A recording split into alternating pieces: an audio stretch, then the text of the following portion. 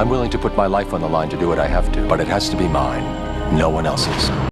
When Batman, Gotham Knight, arrived in 2008, it represented a bold and ambitious step for the Dark Knight's legacy. Coming at a time when Christopher Nolan's The Dark Knight was reshaping the cinematic image of Batman, Gotham Knight stood apart as a unique animated anthology that bridged the gap between Batman Begins and The Dark Knight.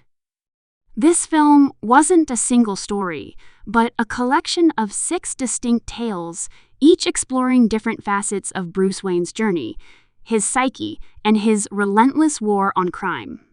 What made it extraordinary was the collaboration between American and Japanese creators, blending Western storytelling with the aesthetics and intensity of anime. It wasn't just another superhero cartoon. It was a psychological exploration of Batman through multiple lenses: artistic, emotional, and philosophical. The movie begins by immersing the viewer in Gotham City's grim, rain-soaked world, a place that feels alive with danger and mystery. Each short segment has its own tone and visual style, crafted by different Japanese animation studios, all contributing to one overarching narrative. The result is a tapestry of Batman's identity, his myth as seen by others, his struggles as a man, and his growth as a symbol. The segments are connected not through continuity alone, but through emotion, theme, and the idea that Batman means something different to everyone who encounters him. To the criminals, he's a shadow. To the victims, a savior.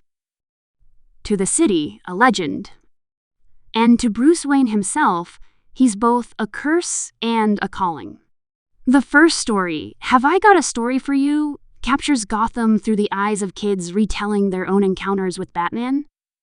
Each child describes a completely different version of the hero. One sees him as a living shadow, another as a monster, another as a machine. The brilliance of this tale lies in its reflection of myth-making, how Batman's legend evolves through perception. By the end, when the real Batman finally appears, it's clear that the truth isn't as important as what he represents. The character lives in the stories told about him, the myth becomes his armor. The stylized animation gives this story a raw, dreamlike energy, perfectly capturing how myths distort reality in Gotham streets. The next chapter, Crossfire, shifts perspective to the police, particularly 2 detectives caught between corruption and loyalty. They find themselves in the middle of a brutal gang war, forced to face the consequences of Gotham's criminal ecosystem. Batman's presence in this story is almost supernatural. He doesn't just fight crime, he changes the people around him. What makes this segment so powerful is how it humanizes the officers who operate in Batman's shadow.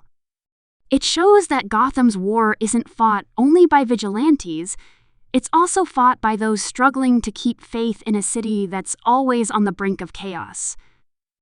The gritty tone and cinematic visuals echo the noir atmosphere that defines Gotham as a character in itself. Then comes Field Test, a more technology-driven narrative that delves into Bruce Wayne's experimental side. Here, Batman tests a new defense system capable of deflecting bullets, highlighting his constant evolution as both a detective and an inventor. Yet the core of the story isn't about gadgets. It's about morality. When an innocent bystander is hurt by his invention, Bruce questions whether technology can ever replace human judgment. It's a moment that defines Batman's philosophy. He relies on tools, but he never allows them to dictate his mission. He accepts pain and vulnerability as part of the job, something no piece of armor can protect him from. This theme connects beautifully to his later struggles in The Dark Knight, emphasizing the human heart beneath the mask. The fourth story, In Darkness Dwells, ventures into Gotham's underworld, both literally and psychologically. This segment introduces iconic villains, like Scarecrow and Killer Croc, merging horror with action. It's dark, frantic, and claustrophobic, representing the fear that both defines and haunts Batman. The visuals are disturbing yet mesmerizing, with jagged animation and shadow-heavy compositions that make the city feel like a living nightmare.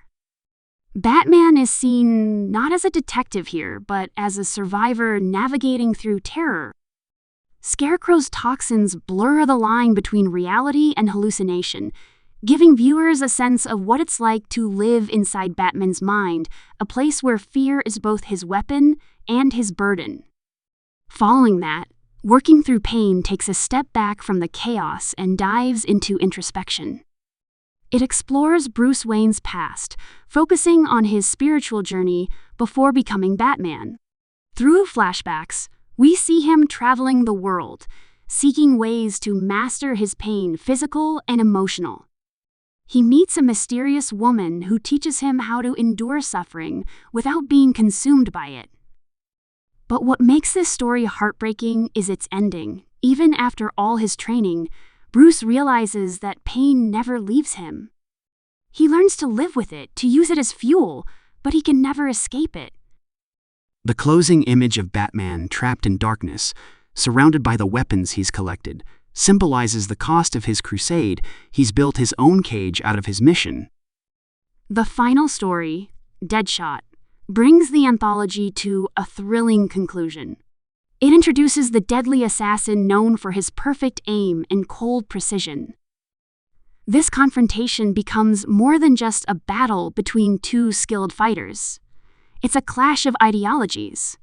Deadshot represents the emptiness of killing for pleasure and profit, while Batman stands for purpose, restraint, and justice. Their encounter on a moving train is one of the most cinematic sequences in the film, filled with tension, motion, and psychological weight. The animation captures every movement like a ballet of violence and morality. When Batman finally stops Deadshot, it's not a victory of brute strength, but of conviction. He proves that discipline and humanity can overcome even the most precise killer. Across all 6 stories, Batman, Gotham Knight achieves something rare. It transforms a superhero narrative into a meditation on identity, pain, and legacy. Each segment reveals a layer of who Batman is: the myth, the man, the weapon, the savior, and the ghost. The anthology format allows different interpretations to coexist, showing that there isn't one definitive Batman, but many. Every artist, writer, and viewer brings their own understanding to the symbol, and that's what keeps the character timeless.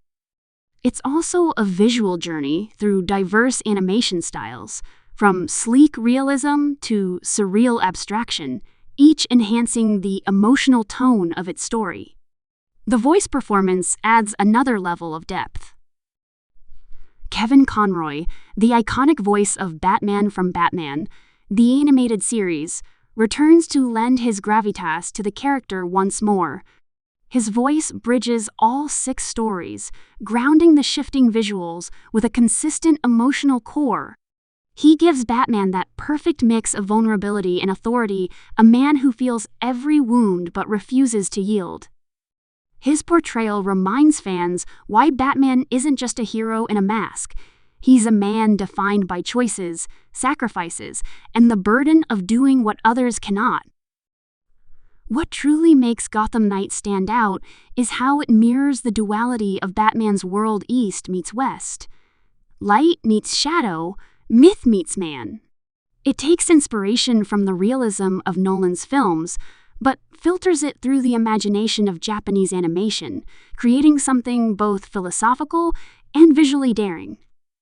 The anthology doesn't aim to explain Batman. It invites viewers to question him. Is he driven by justice or obsession? Is he saving Gotham or trapped by it?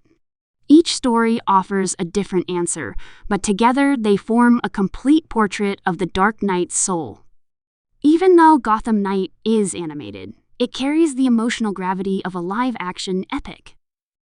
The artwork, sound design, and music come together to make Gotham feel alive not just as a backdrop, but as a living entity that breathes fear, crime, and hope. The transitions between stories flow naturally, making it feel like one long night in Batman's life, a series of interconnected experiences shaping his destiny. By the end, we don't just understand Batman better, we understand why he can never stop. He doesn't fight because he expects victory. He fights because he must. In many ways, Batman Gotham Knight is a love letter to the character's complexity. It respects the myth while exploring the man behind it, showing how every version of Batman, from comics to cinema, connects through shared emotion. It's a rare film that embraces multiple artistic voices and still manages to feel cohesive, proving that Batman's strength lies not in a single interpretation, but in the endless reinvention of his legend. For longtime fans, it's a treasure that deepens appreciation for the Dark Knight's mythology. For newcomers, it's an unforgettable introduction to his world, dark, tragic, and endlessly fascinating.